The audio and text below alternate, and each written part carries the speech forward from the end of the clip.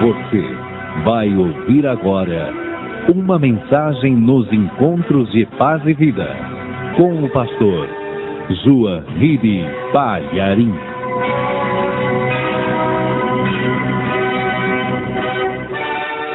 Quero que você aprenda mais um pouquinho a respeito das coisas, como funcionam. Então, lá no Antigo Testamento, tem um livro chamado Êxodo. Abra no capítulo 12, versículo 5, o 6 e o 7. Assim que você achar, dê uma olhada ao teu lado, se há alguém sem a palavra de Deus, e divide com esta pessoa a leitura. Êxodo, capítulo 12, versículo 5 em diante, nós encontramos escrito o seguinte, próprio Deus falando: o cordeiro ou cabrito será sem mácula, um macho de 1 ano, o qual tomareis das ovelhas ou das cabras, e o guardareis até o 14º dia deste mês, e todo o ajuntamento da congregação de Israel o sacrificará à tarde. E tomarão do sangue, e poloão em ambas as ombreiras, e na verga da porta, nas casas em que o comerem. Amém? Muito bem.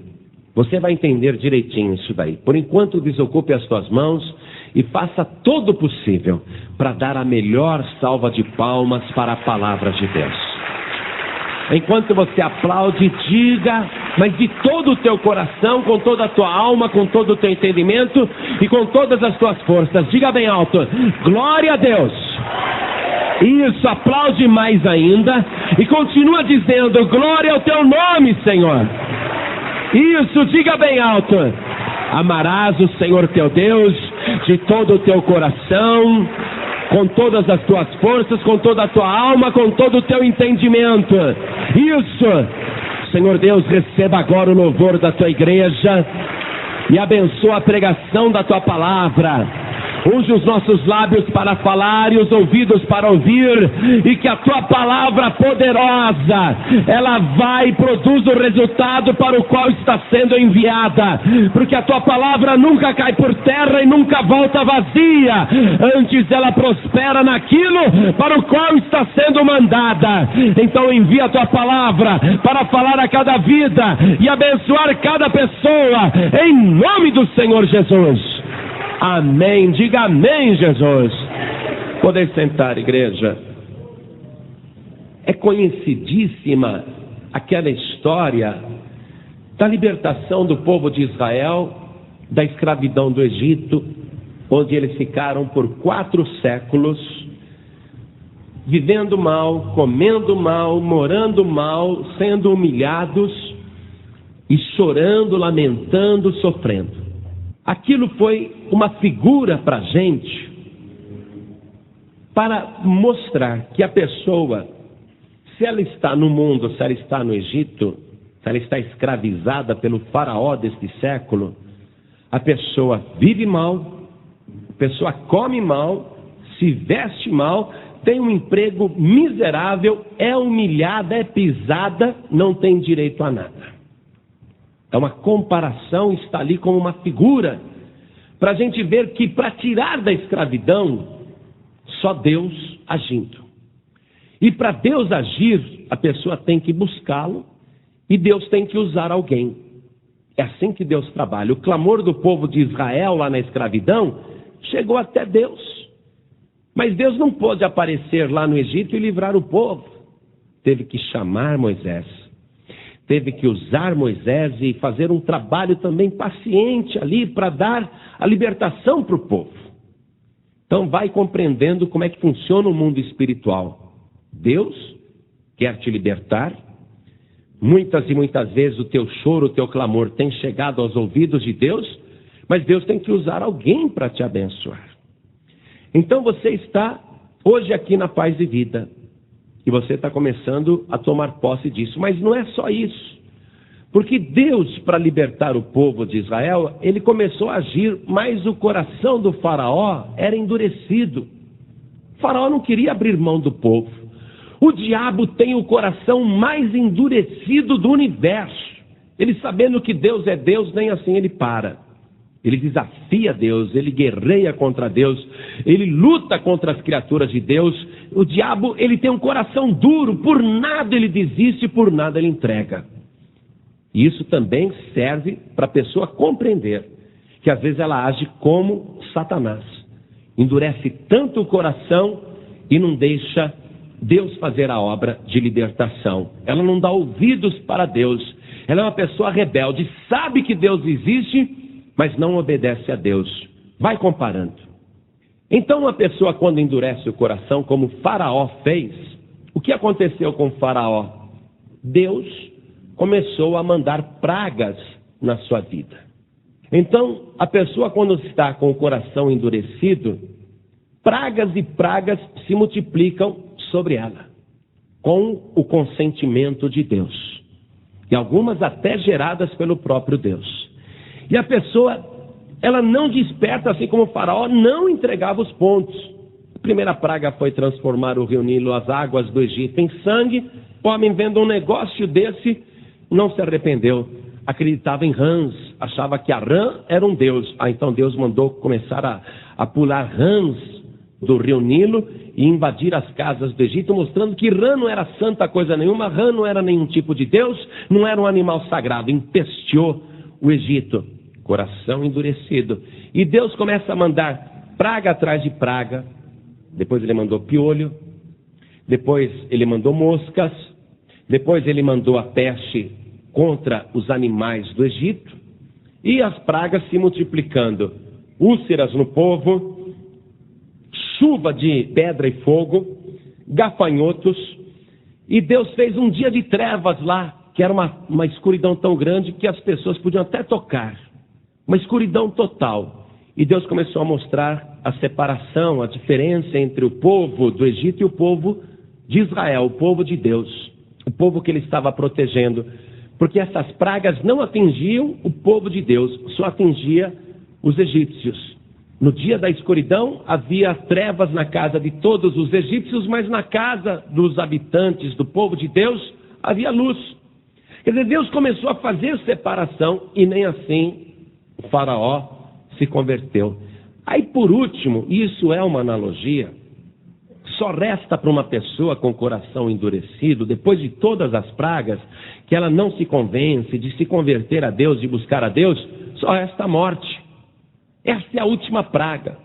Então, a 10ª praga que veio sobre o Egito foi a morte dos primogênitos. Então, ali Deus, determinando que a morte viria sobre todo o Egito, ele mostra como que aqueles que são do seu povo, ou querem fazer parte do seu povo, podem ficar livres das pragas e da morte, do castigo final. Então Deus usou ali uma figura que mais tarde a gente compreendeu, hoje nós compreendemos o que é perfeitamente, que foi esse versículo que nós lemos. Deus avisou Moisés, à meia-noite eu mesmo passarei sobre o Egito, sobre toda a casa, e morrerão os primogênitos, tanto dos homens como dos animais. Mas na casa do meu povo não haverá morte. Olha, Deus, ele estava mostrando que ia fazer diferença entre o povo do Egito e o povo que confiava nele. Mas para que esse povo fosse protegido, precisava de um sinal. Deus poderia simplesmente poupar o povo dele, mas ele queria mostrar uma ilustração, ele queria mostrar um quadro, para que servisse para todo mundo compreender, que ficasse registrado qual era o objetivo daquilo. Então Deus chamou Moisés e falou assim: Moisés, para que a morte não entre na casa do meu povo, você manda cada família pegar um cordeiro e sacrificar esse cordeiro à tarde. e pegar o sangue desse cordeiro e passar nos batentes e na verga da porta, para que seja como sinal. E eu, quando vier à meia-noite com a morte, a casa que tiver aquela marca de sangue, eu não entrarei aqui, aquela casa será poupada, a morte não entrará ali. Então Deus usou isso como figura, e nós vamos compreender melhor o que significa tudo isso. Vamos voltar aqui para o versículo 5. Acompanhe comigo, nós estamos em Êxodo, capítulo 12, versículo 5. O que nós lemos? O cordeiro será sem mácula, isto é, sem mancha. Não podia ser um cordeiro com defeito, nem bichado, nem doente. Tinha que ser um cordeiro perfeito. Muito bem. E este animal seria sacrificado à tarde, veja o final do versículo 6. E o sangue deveria ser colocado na verga da porta e também nas ombreiras, nos batentes da porta. Compreendemos com isso, comparando agora, que o cordeiro representa uma pessoa. Esse cordeiro representa alguém que viria muito mais tarde. Milhares de anos depois viria essa pessoa. E vamos ver então quem é essa pessoa, olhando lá em São João, capítulo 1, no versículo 29. Acompanhem comigo isso, porque a palavra de Deus trabalha com figuras. São João 1,29, João Batista estava pregando na beira do Rio Jordão, batizando as pessoas. Aí João Batista, ele viu Jesus passando. E olha só o que João diz: eis o Cordeiro de Deus que tira o pecado do mundo. João apontou para Jesus e disse: eis o Cordeiro de Deus que tira o pecado do mundo. E para o judeu, essa história de cordeiro é muito forte, porque eles comemoravam todo ano a libertação do Egito. Quando João apontou para Jesus e disse: eis o Cordeiro de Deus, ele estava dizendo que Jesus teria a mesma função daquele cordeiro que agiu para livrar as pessoas da morte. E ele repete no versículo 36, vendo Jesus passar outro dia, ele fala de novo: eis o Cordeiro de Deus. Muito bem, aquele cordeiro do Egito era uma figura do próprio Senhor Jesus. O cordeiro não podia ter mancha. Então Jesus, para ser o cordeiro, ele não podia ter mancha na vida dele.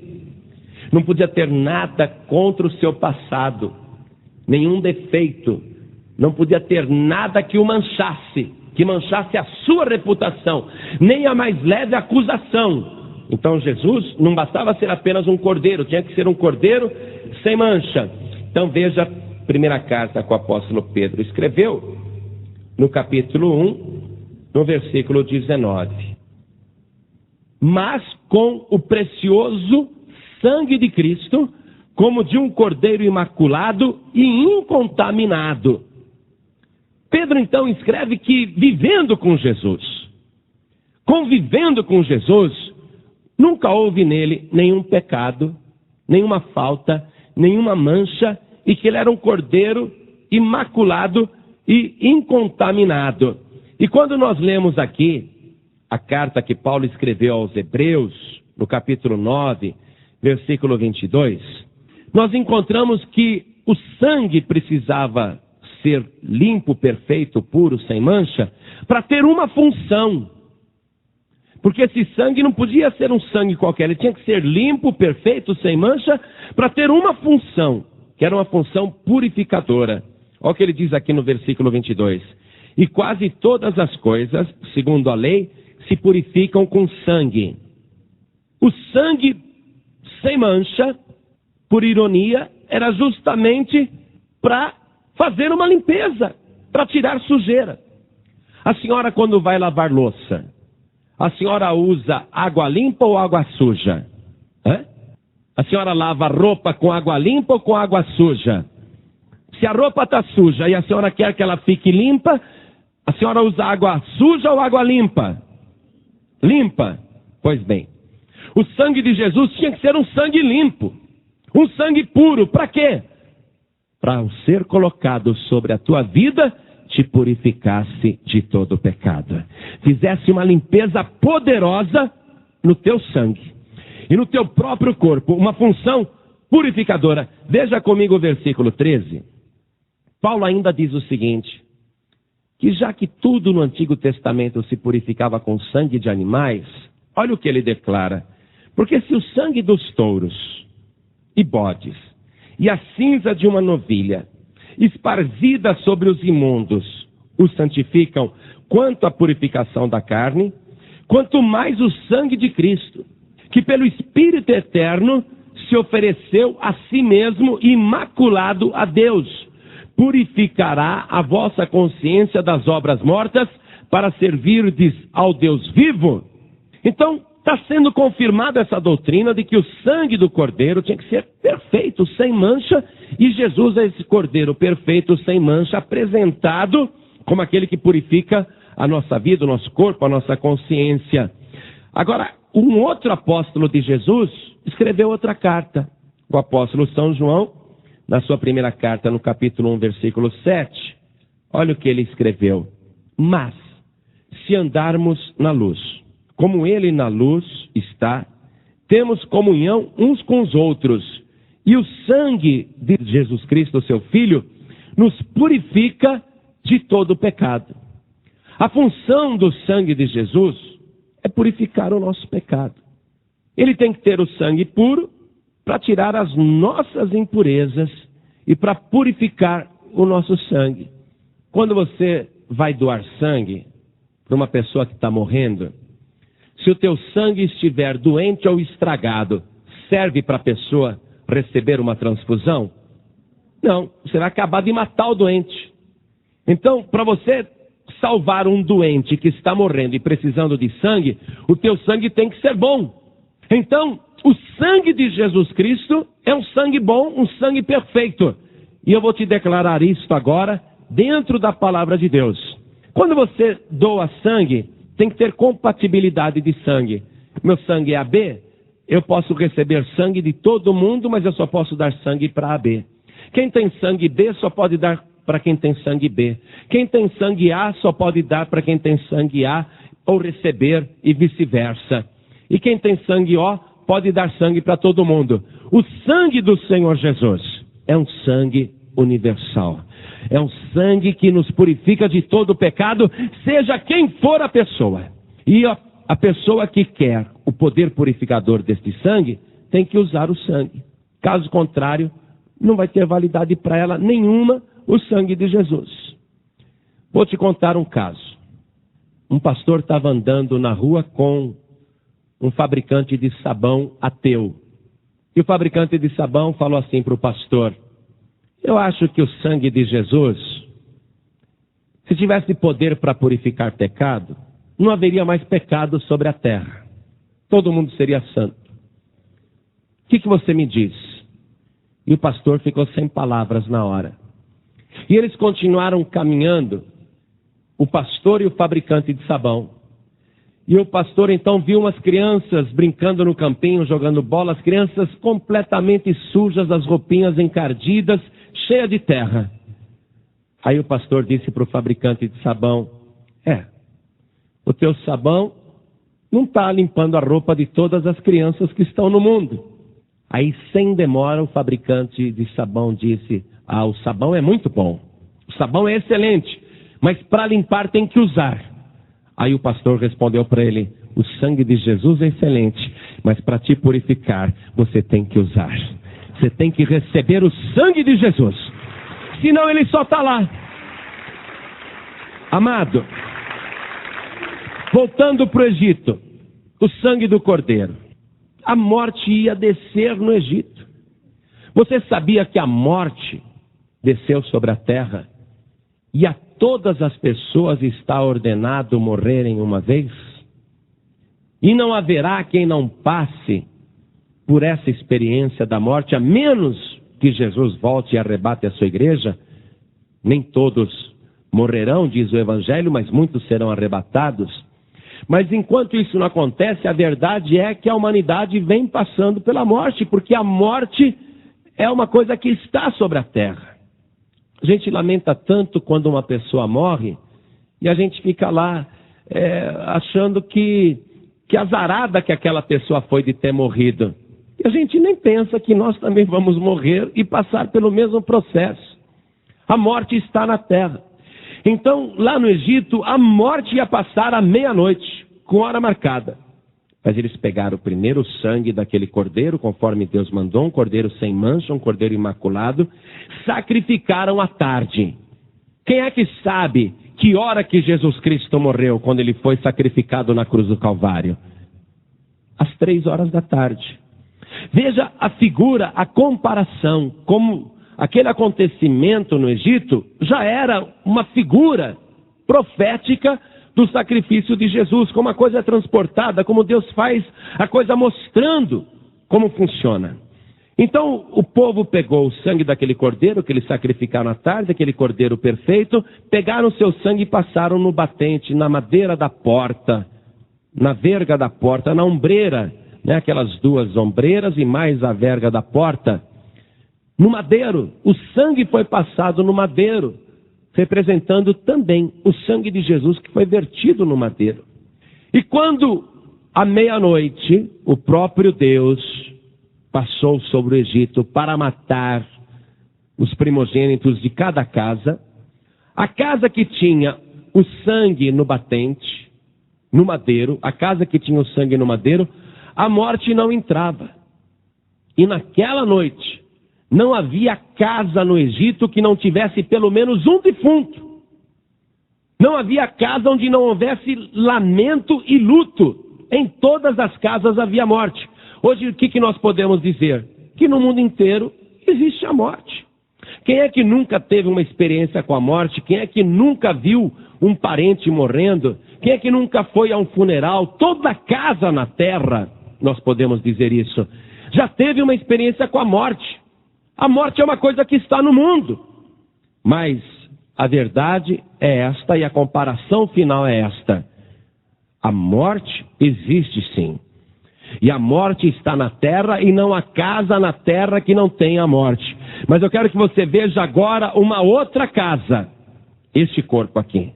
Este corpo é uma casa. O teu corpo é uma casa. A morte provavelmente entrará nesta casa se você não tomar nenhuma providência. Mas se você agora crer nesta palavra, então o que você vai fazer? Você vai pegar o sangue de Jesus Cristo, o sangue do Cordeiro de Deus que tira o pecado do mundo. Você vai passar na ombreira e você vai estar espargido por esse sangue. E quando a morte vier te buscar, você não entrará em condenação e a morte não terá poder sobre você, porque você passou da morte para a vida. Você foi salvo pelo sangue de Jesus Cristo, o Cordeiro de Deus. E Deus não mudou esse concerto. Deus avisa: eu vou passar com a morte, a terra está condenada, mas a casa que tiver o sangue do Cordeiro imaculado, esta casa será poupada. E o sangue de Jesus, com esta função purificadora, ele só funciona se você usar. A verdade é que o sangue está lá. Mas se você não pega, se você não usa, você não recebe o benefício dele. Eu tenho esta Bíblia aqui na minha mão. Se eu falar para aquele moço: olha, essa Bíblia aqui é sua. Se ele falar tá bom e não vier buscar, apesar da Bíblia ser dele, ele não tomou posse. O sangue de Jesus é a mesma coisa. Já foi vertido, já foi derramado. Se você não tomar posse, o sangue está lá. Você deixa de se beneficiar, você deixa de aproveitar esta vantagem, simplesmente porque não entrou em ação. Veja comigo no livro de Apocalipse, no capítulo 1, no versículo 5. A função do sangue de Jesus. E quando nós lemos Apocalipse, nós estamos lendo para o futuro. Por isso que o sacrifício de Jesus na cruz do Calvário não é uma coisa do passado. E Deus não mudou esse concerto. Deus, ele continua fazendo valer esse concerto. E nós comprovamos em Apocalipse que é uma previsão de coisas que ainda acontecerão. E olha como que o apóstolo João inicia o livro de Apocalipse, antes dele contar todas as revelações que ele teve. Olha o que ele diz em Apocalipse 1:5. Ele diz: e da parte de Jesus Cristo, que é a fiel testemunha, o primogênito dos mortos e o príncipe dos reis da terra, àquele que nos ama e em seu sangue nos lavou dos nossos pecados. Se eu quiser ficar limpo, se eu quiser hoje no final da noite, antes de dormir, se eu quiser dormir limpinho, eu vou ter que entrar no chuveiro. Se eu não entrar no chuveiro, eu vou dormir limpo? Eu vou dormir todo suado, o dia inteiro usando terno, gravata, transpirando, e eu vou dormir suado. Agora, se eu quiser dormir limpinho, eu entro no chuveiro e tomo um banho. Agora, se eu não entrar no chuveiro, eu vou me purificar? Vou me limpar? Não. O sangue de Jesus está lá. A pessoa só se purifica se ela entrar em ação. Jesus não vai pegar o sangue dele e ele passar o sangue para você. Olha bem, no Egito, Deus deu a ordem a Moisés: manda o povo pegar o sangue do cordeiro que vai ser morto à tarde, o cordeiro imaculado, e passar. Quer dizer, o povo é que tinha que passar. Deus não foi ele pegar o sangue do cordeiro, não foi ele passar. E também não foi Moisés passar o sangue. Cada pessoa é que tinha que pegar o sangue e passar na sua própria porta, na sua própria casa. O sangue de Jesus está aí. Ele purifica, mas a pessoa tem que usar. Veja em Apocalipse capítulo 7, versículo 14. Nós temos um quadro muito lindo que ainda vai acontecer. Por isso que o sangue de Jesus é a aliança de Deus para a salvação, para que a pessoa escape da morte. João olhou e viu uma multidão imensa vestida de branco. Então, um cidadão lá do céu perguntou para João: quem são esses de brancos vestidos? E João não sabia responder. João disse: tu sabes quem é. E ele disse-me: veja só, estes são os que vieram da grande tribulação e lavaram as suas vestes e as branquearam no sangue do Cordeiro. Não é apenas lavar com o sangue de Jesus. O sangue de Jesus tem poder para branquear.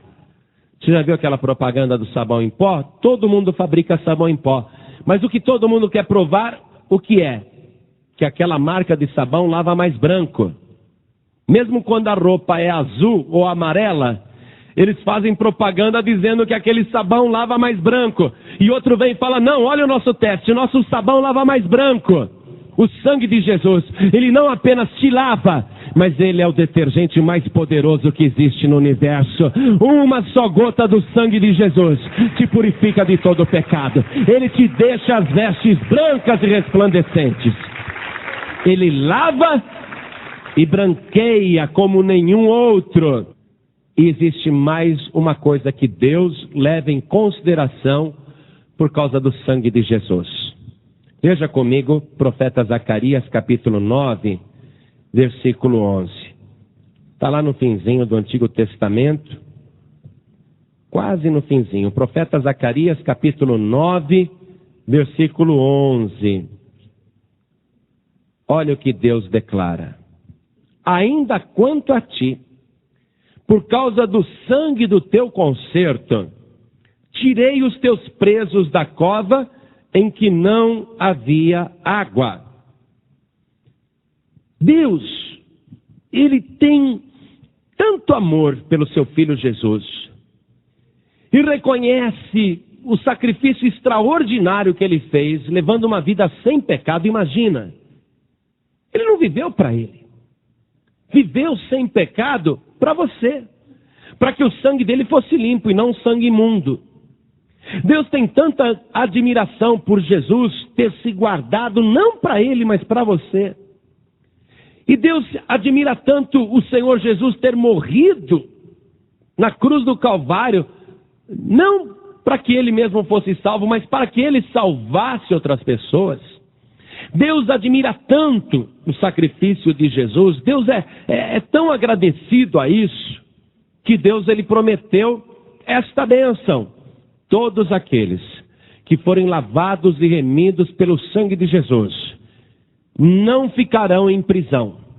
Deus não permitirá que nenhum homem, nenhuma mulher que recebeu o sangue de Jesus, que se banhou no sangue de Jesus, Deus não permitirá que essa pessoa fique na cova, Deus não permitirá que essa pessoa fique no abismo, Deus não permitirá que essa pessoa passe sede, passe fome ou passe necessidade, mas Deus prometeu, todo aquele e toda aquela que tiver o sangue de Jesus, por causa do sangue de Jesus, Ele vai estender a mão e vai tirar do abismo, Ele vai tirar das trevas, Ele vai colocar num lugar seguro, Ele vai pôr a pessoa a salvo.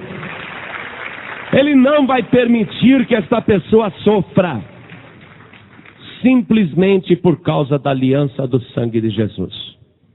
Isso é muito sério. Se você quer receber bênçãos na tua vida, não houve mudança no mundo espiritual.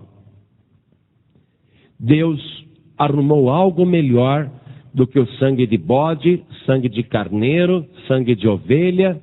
Deus arrumou algo melhor do que o sangue de touros, de novilhos, porque no Antigo Testamento, a pessoa pecava, ia lá no sacerdote e falava, pequei. O sacerdote, conforme o tamanho do pecado da pessoa, falava, traga um cordeiro. Mas tem que ser um cordeiro sem mancha, sem defeito, tem que ser o melhor. Tem que ser um cordeiro perfeito. Se o pecado era mais grande, traga um novilho. Mas tem que ser um novilho perfeito, sem mancha, o melhor. Aí a pessoa levava lá para o sacerdote, colocava a mão assim sobre a cabeça do cordeiro e falava, eu pequei, eu sou culpado. E transferia para o cordeiro a sua culpa.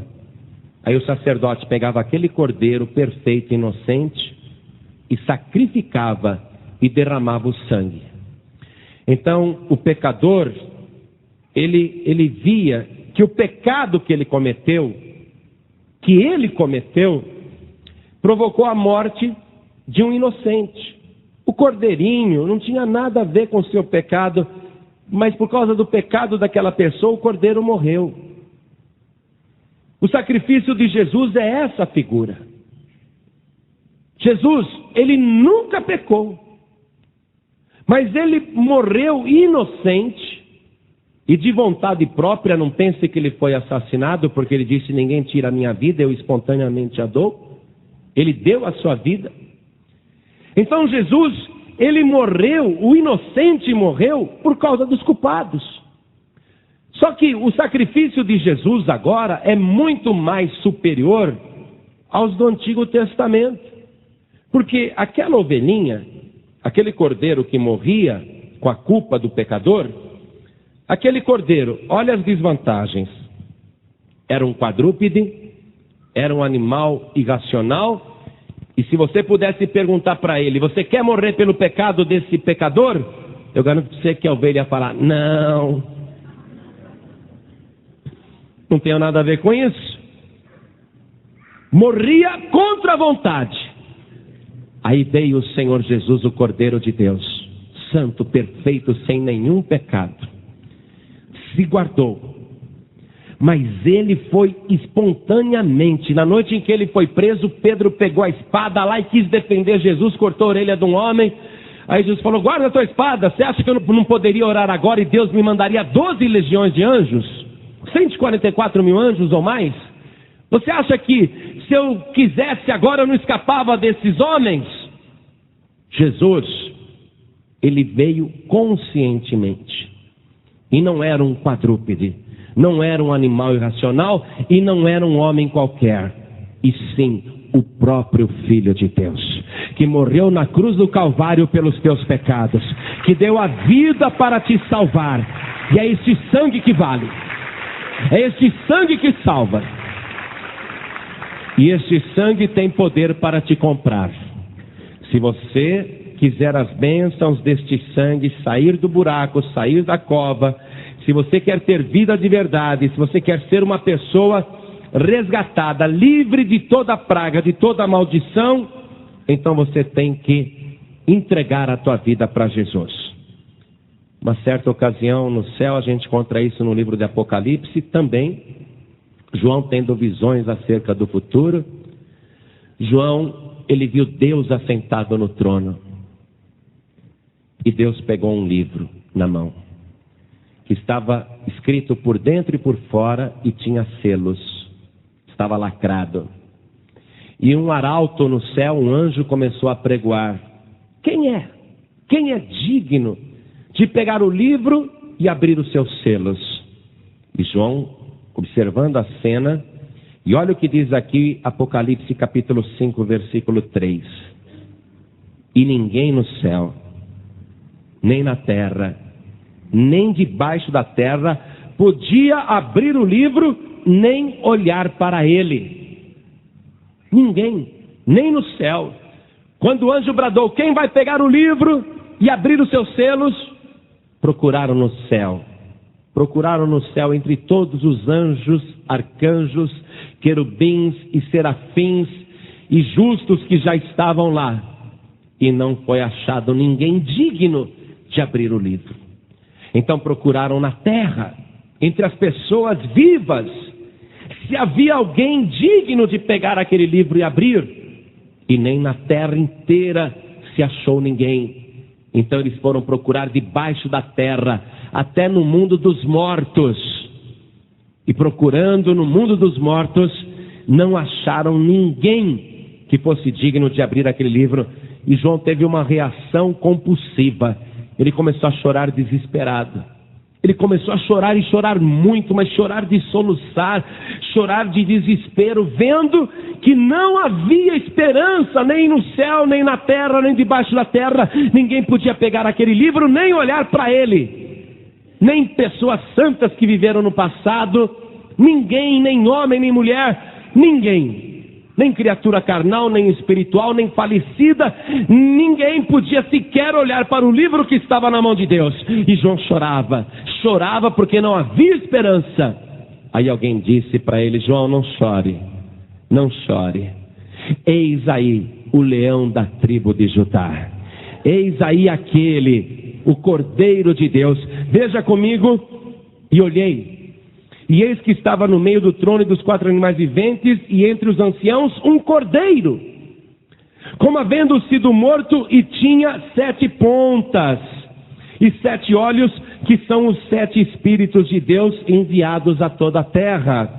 E veio e tomou o livro da destra do que estava sentado no trono. E havendo tomado o livro, os 4 animais e os 24 anciãos prostraram-se diante do Cordeiro, tendo todos eles harpas e salvas de ouro cheias de incenso, que são as orações dos santos, e cantavam um novo cântico, dizendo: digno és de tomar o livro e de abrir os seus selos, porque foste morto, e com seu sangue compraste para Deus homens de toda tribo, e língua, e povo, e nação. Não existe ninguém, na hora do desespero, que você estiver ali chorando diante do trono de Deus, ninguém pode te salvar, nem pai, nem mãe, nem pastor, nem padre, nem santo, nem santa, nem anjo, nem espírito, ninguém. Mas o Senhor Jesus, o Cordeiro de Deus, Ele pode te salvar. É Ele que vai pegar o livro da mão de Deus. Ele é o único que pode abrir o livro. Ele é o único que pode escrever naquele livro. Não existe outro Salvador. O Cordeiro, o sangue do Cordeiro, é a única esperança para a tua vida. E se você tem pecados, se você pecou muito, o sangue de Jesus te purifica de todo pecado. E você só se purifica deste sangue se você vier debaixo da cruz. Se pela fé você ver o sangue de Jesus vertendo sobre a tua vida, e você crendo que o sangue de Jesus tem poder, não há outra aliança. Você precisa se banhar e se purificar pelo sangue de Jesus. Esta é a aliança eterna de Deus. Isaías, quando viu Jesus em visão, muitos séculos antes de Jesus morrer na cruz, o profeta Isaías teve aquela visão. Em Isaías capítulo 53, ele declara que ele foi levado ao matadouro e como ovelha muda não abriu a sua boca. Foi ferido pela transgressão do seu povo. Morreu por causa de outras pessoas, não por causa dele mesmo. E Isaías diz que aquele servo, com seu sangue, ele salvará muitos. Aqueles que crerem. Se você quer ser salvo pela graça, tem que ser pelo sangue do Cordeiro, pelo sangue de Jesus. Ninguém poderá te salvar. Ninguém poderá pegar o livro da mão de Deus. Ninguém poderá estar de pé diante dele. Ele é o leão da tribo de Judá e ele é o Cordeiro de Deus que tira o pecado do mundo. O leão, pela sua força, pela sua nobreza, por ser o rei dos animais, Jesus é o rei dos reis. E apesar dele ser tão poderoso, tão grande, tão forte, o maior de todos, ao mesmo tempo ele é manso e humilde como um cordeiro que ama e quer salvar, e que oferece o seu sangue, e que fez tudo isso sem que você pedisse, e fez tudo isso sem levar em consideração que você estava em pecado. Jesus não morreu para quem merece. Ele não morreu só para os bons. Ele morreu para todos que quiserem. E ele oferece. E ainda que a pessoa seja má, Jesus, através do seu sangue, ele faz uma transfusão poderosa na pessoa e ele injeta nesta pessoa o seu próprio sangue. E ele faz com que esta pessoa seja purificada, se transforme num novo homem, numa nova mulher. Mas ele não pode fazer nada mais do que ele já fez. O Cordeiro já morreu à tarde, ele já verteu o seu sangue puro e imaculado, e ele fez tudo isso por você. Agora, pegar o sangue de Jesus e se banhar, só você pode fazer. Bem que Jesus gostaria de salvar todo mundo, mas não adianta. É só para aqueles que quiserem a salvação, para aqueles que acreditarem, que enxergarem nele o Cordeiro de Deus. E eu vou te dizer, não existe outro meio. Nenhum santo vai poder te salvar.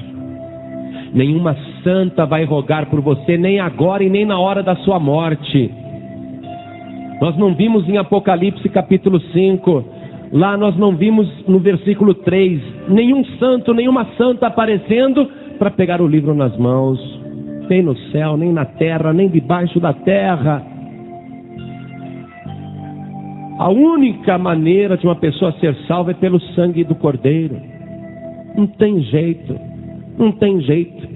Se você confiar em outro Salvador, você vai chorar desesperado que nem João, que não via esperança, até que ele viu Jesus, o Cordeiro de Deus.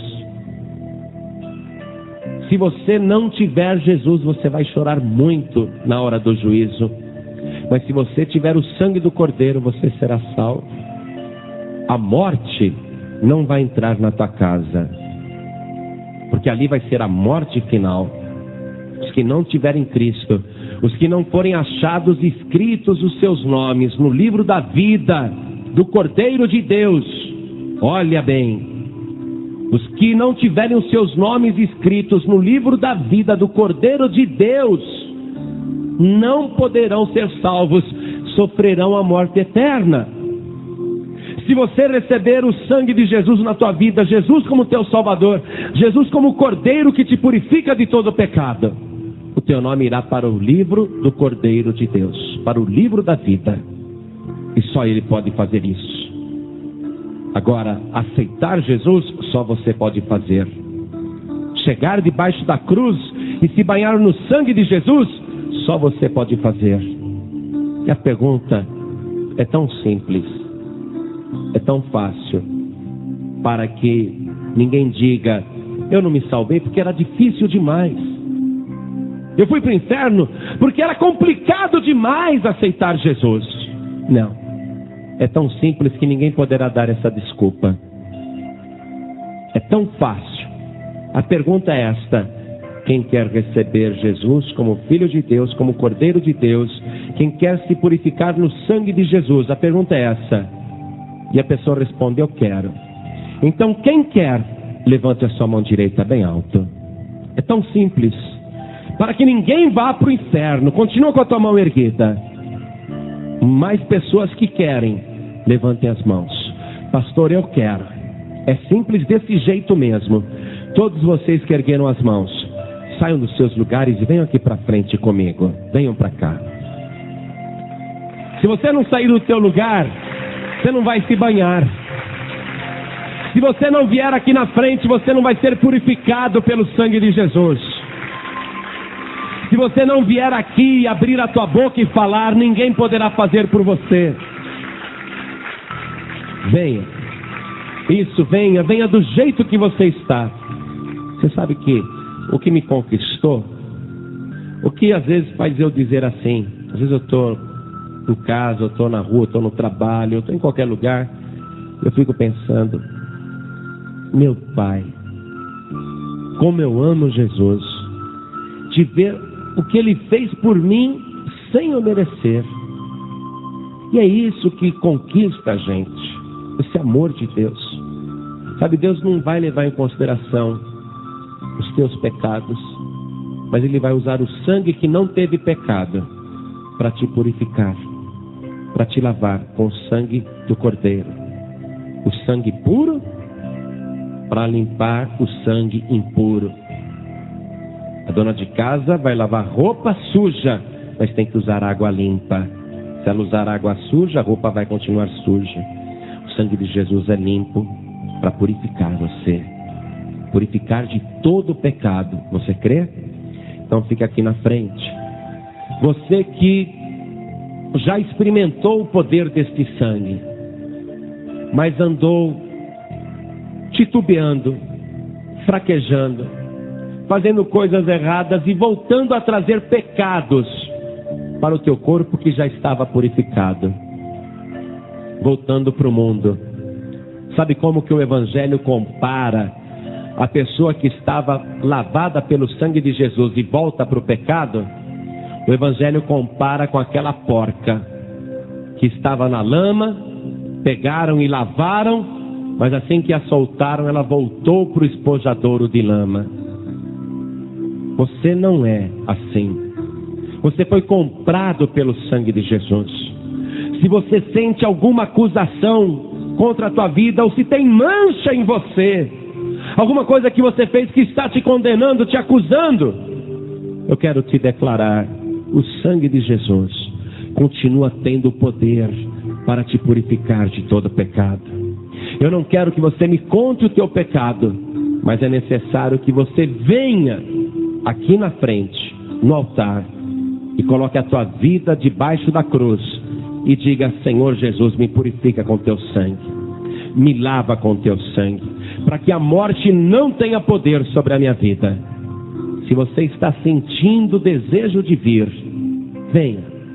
Jesus não teve vergonha de morrer pelos teus pecados, de ser humilhado, de sofrer por você. Ele quer te garantir, é isso mesmo, que as tuas vestiduras sejam lavadas e branqueadas.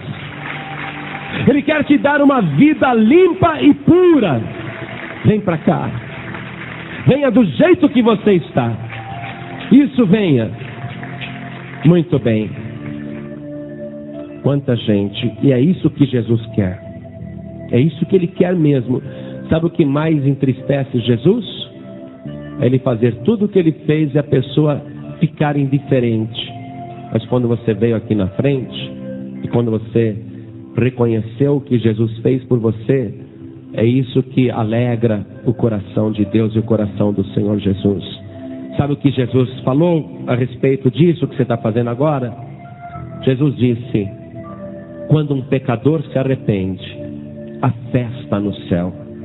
Os anjos de Deus cantam e dançam. Você está sendo motivo de uma festa no céu agora. Os anjos estão cantando e dançando diante do trono de Deus. E eles estão declarando lá no céu, eles estão proclamando lá no céu: mais vidas estão sendo lavadas e purificadas pelo sangue de Jesus. Você é o motivo da alegria que está vendo no céu agora. Eu te garanto que você vai sair daqui sem nenhum pecado. Amém? O sangue de Jesus te purifica de todo o pecado. Dobra o teu joelho comigo. Coloque a mão direita assim sobre o teu coração. Ore comigo. Ore assim, feche os teus olhos. Não repita apenas, porque até um papagaio pode repetir. Mas você não é um papagaio, você não é irracional. Você foi criado à imagem e semelhança de Deus. Você possui a capacidade de crer e de sentir a comunhão com Deus. Então ore comigo, sentindo cada palavra. Ore assim: meu Deus e meu Pai, neste momento, eu dobro os meus joelhos para declarar diante do céu, diante da terra e diante do inferno, que eu tenho um Salvador poderoso, o único que é digno de pegar o livro e abri-lo e tirar os selos. Eu tenho um Salvador e não há outro igual a Ele. Ele é o maior de todos. Ele é aquele que me garante, pelo seu sangue puro e carmesim, Ele me garante a minha salvação. Por isso, meu Deus, escreve o meu nome no livro da vida, este livro que o Senhor tem nas mãos, porque eu declaro que a minha salvação foi comprada pelo sangue de Jesus, e pelo seu sangue eu me lavo agora, eu me purifico agora, e nenhum pecado existe mais na minha vida, porque o sangue de Jesus me purifica de todo pecado. Você acabou de ouvir uma mensagem nos Encontros de Paz e Vida, com o pastor João Ribe Palharim. Participe você também dos Encontros de Paz e Vida, às 8 horas da manhã, às 3 horas da tarde e às 7 horas da noite. Comunidade Cristã Paz e Vida, lugar de gente feliz.